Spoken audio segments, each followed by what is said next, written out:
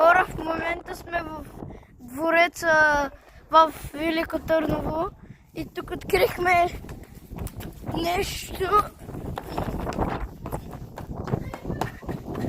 нещо като мини затвор.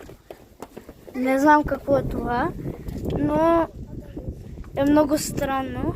Това има тунели. Може да е като майншафт и аз не знам. Но после след малко ще се върне, когато сме горе, в двореца. Хора, ние сме на същото място и тук намерихме порта.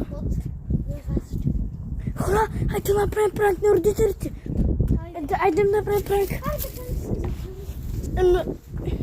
Ама елате тук да разгледаме първо. Хора, ще разгледаме и